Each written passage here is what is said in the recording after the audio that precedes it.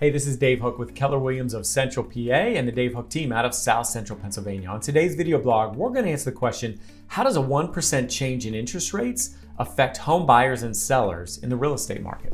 Stick around to find out. All right, on today's blog, we're going to answer the question, how does a 1% change in interest rates or the cost of borrowed money affect home buyers and sellers in the real estate market?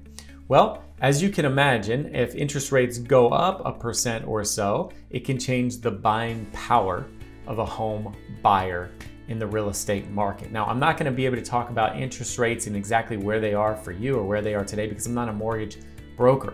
If you need advice on interest rates or how they'll affect your specific situation, you definitely need to talk to your local mortgage broker, and we can refer you to a couple of those advisors locally. If you need to reach out, just let me know. With that said, generically, a 1% increase in interest rates, wherever they are, would translate to a decrease in purchasing power for the average home buyer. So for an example, if you were buying a $200,000 property and you decided to have a loan amortized over 30 years, which is pretty common, a 1% increase in interest rates, depending exactly where the interest rates were, may change your buying power by, say, $115 or $120 per month. That's totally possible, meaning the same property could cost you $120 more per every month.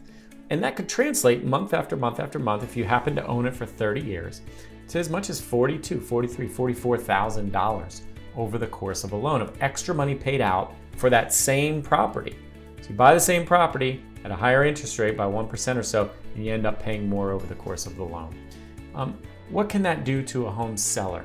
Well, similarly, if the home buyer's buying power is decreased, here's what it does to a home seller.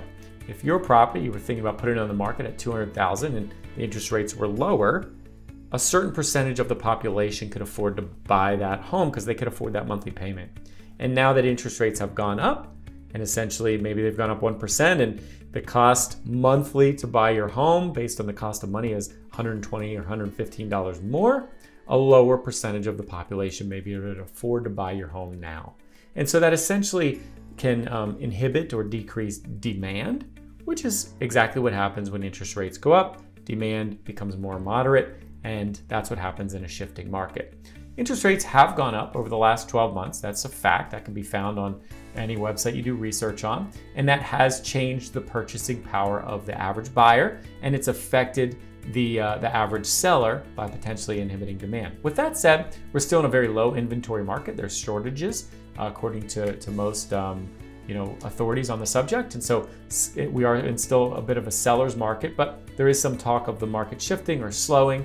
And hopefully that's a healthy correction, which does happen every 10 to 15 years. If you have any questions about buying power or selling power, whether it's the right time to sell a home or buy a home, we'd love to put you in touch with a local mortgage expert to talk about finances. And we'd be happy to do a free consultation to give you a value estimate or a home buyer's consultation.